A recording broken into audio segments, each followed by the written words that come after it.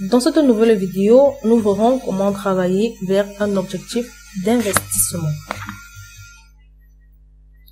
Au lieu de simplement voir où un investissement aboutirait, il est souvent souhaitable d'avoir un objectif monétaire spécifique en tête et de se demander ensuite que faudra-t-il pour que je parvienne à mes fins. Répondre à cette question signifie résoudre l'un des 4 principaux paramètres de valeur future, de termes ou encore l'année, les dépôts par mois et les dépôts initiales.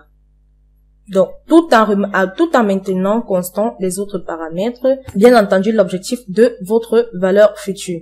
Donc, au cours de cette vidéo, nous allons tout simplement voir tout le processus qui vous permettra de résoudre ce problème. Alors, à présent, nous allons tout simplement voir comment calculer le taux d'intérêt requis que vous souhaitez quand vous le voulez.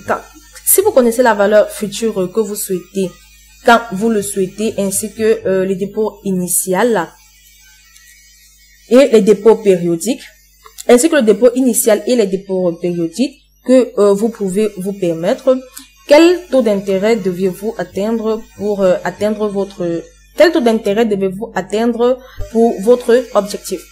Alors, vous répondez à cette question à l'aide de la fonction taux que nous avons déjà vue dans des précédentes vidéos. Donc, nous allons tout simplement voir comment Excel l'a décrit. La fonction taux, nous sommes toujours au niveau des catégories financières. Donc, voilà, Excel décrit la fonction taux comme une fonction qui calcule le taux d'intérêt par période d'un prêt ou d'un investissement. Voilà. Bah là, ils ont tout simplement donné un exemple ici. Avec comme argument NPM, VPM, VA, VC, type et l'estimation. Donc voilà, Excel décrit le taux. Ce sont de même les différents arguments que nous avons vus jusqu'à présent, qui est tout simplement le nombre total de périodes de remboursement durant l'opération, VPM, qui est tout simplement le montant de chaque remboursement périodique, et ce montant ne peut pas être changé durant toute l'opération, toute la durée de l'opération. VA qui est la valeur actuelle, VC qui est la valeur future, et le type qui est tout simplement la valeur qui est tout simplement une valeur logique. Alors nous avons aussi l'estimation qui n'est pas argumentée ici. Voilà, si vous revenez au niveau de votre fonction, vous allez voir l'estimation. Voilà, qui n'est pas argumenté là. Voilà, l'argument estimation, qui est tout simplement une valeur en pourcentage utilisée par Excel comme point de départ pour le calcul du taux d'intérêt. Donc, la valeur par défaut est souvent de 10%. Donc, voilà. Lorsque vous ne l'avez pas mentionné, il est tout simplement de 10%. Par exemple, si vous avez besoin de 100 000 $, voilà, dans 10 ans. Si vous commencez par 10 000 $ comme dépôt initial et chaque mois vous faites un dépôt de 500 $. Déjà, quel taux d'intérêt est requis pour atteindre votre objectif? Donc ici, cela est tout simplement assez simple. Donc, ça veut tout simplement dire que vous avez besoin d'une valeur de 100 000 $.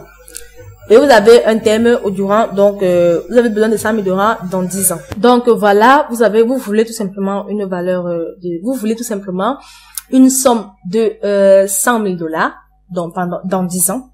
Et vous faites un dépôt initial de 10 000 $ et chaque mois vous passez déposer 500 $. Donc quel serait tout simplement le taux d'intérêt qu'il vous faudra? Donc pour cela, nous allons tout simplement calculer le taux d'intérêt en utilisant une formule avec la fonction taux. Voilà, nous allons utiliser avec la fonction taux.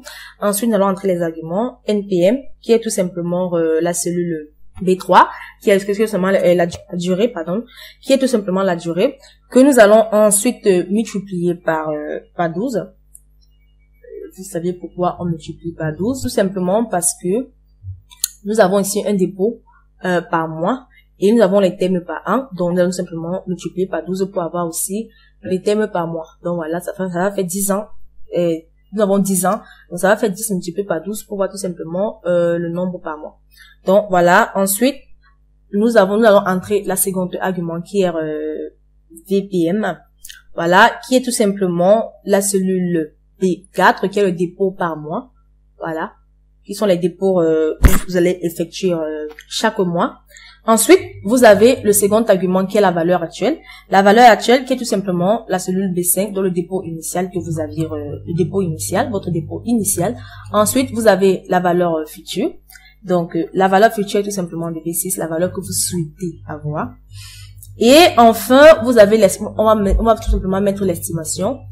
Vous avez, autant pour moi, il y a au niveau, voilà, au niveau de la valeur future. Voilà, c'est la cellule B2. Oui, la cellule B2. Voilà, c'est la valeur, la valeur, B5, c'est tout simplement la valeur du dépôt initial. B2, c'est la valeur future. Voilà, oui. La valeur future, c'est la valeur que vous deviez avoir, que vous souhaitez avoir, voilà, dans 10 ans.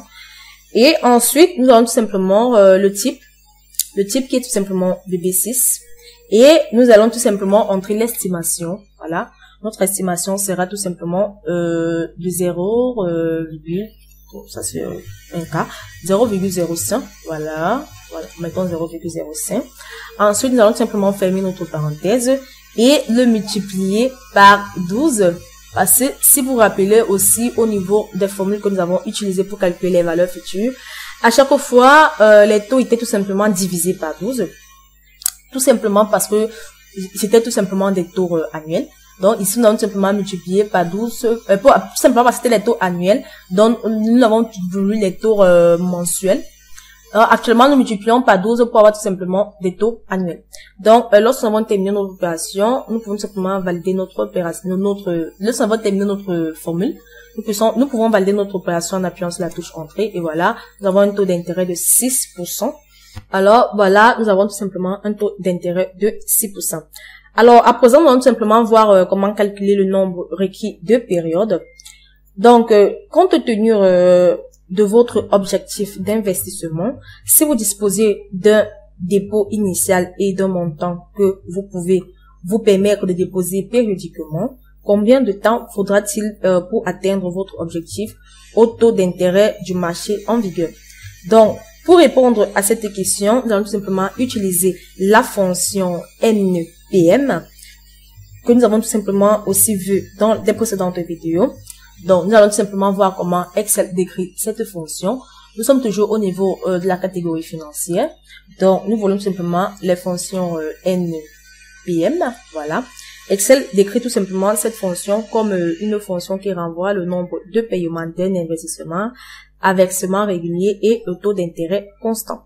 Voilà. Comme syntaxe, il y avait le taux, la fonction, l'argument VPM, l'argument VA, VC et le type. Donc, voilà, ce sont les mêmes arguments que nous utilisons jusqu'à présent.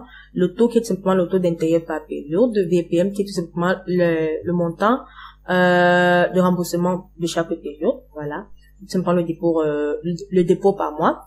VA qui est la valeur actuelle et VC qui est la valeur future ou la capacité. Et nous avons le type. Voilà, en quelque sorte, les arguments de la fonction NPM. Donc, voilà. Alors, nous avons tout simplement cette feuille de calcul nommée nombre requis de période qui illustre un exemple. Donc, voilà, supposons que vous vouliez prendre votre retraite avec un montant de 1 million de dollars. Donc, voilà, c'est une supposition. Donc, vous voulez prendre votre retraite avec 1 million de dollars. Vous avez 50 000 dollars à investir.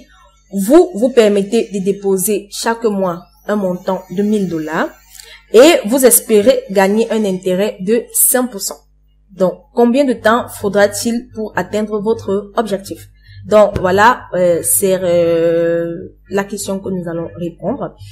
Donc, pour cela, c'est seulement de calculer le nombre de périodes. Donc, dans combien d'années est-ce que vous allez gagner cela?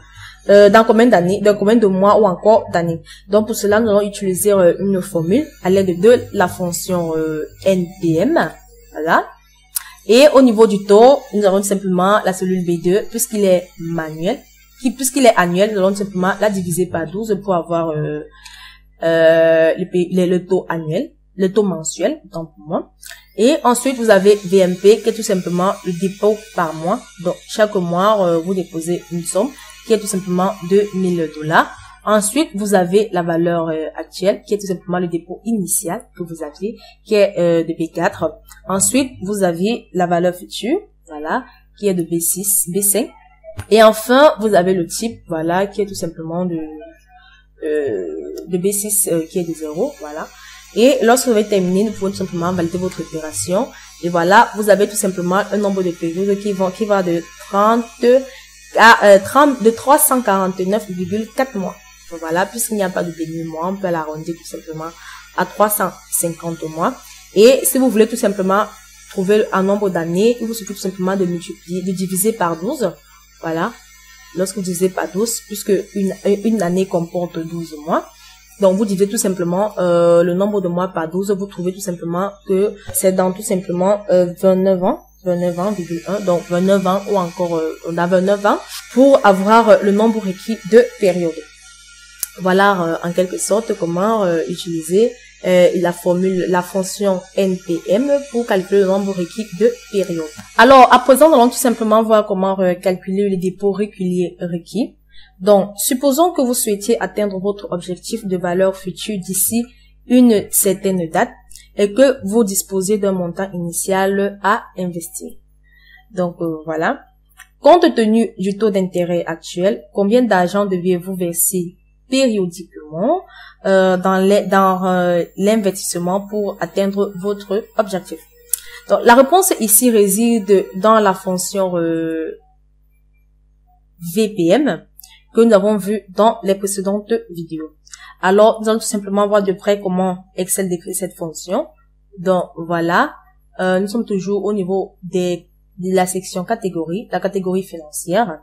Et nous voulons la fonction VPM. Voilà. La fonction VPM, voilà. Excel la décrit tout simplement comme une fonction qui calcule le montant total de chaque période, de chaque remboursement périodique, d'un investissement à remboursement et le taux d'intérêt constant. Voilà, vous avez les mêmes syntaxes, presque les mêmes arguments. Voilà, ici vous avez le taux, l'argument NPM, via la valeur future, la valeur actuelle, la valeur future et le type. Alors, nous n'allons pas tout simplement revenir dessus.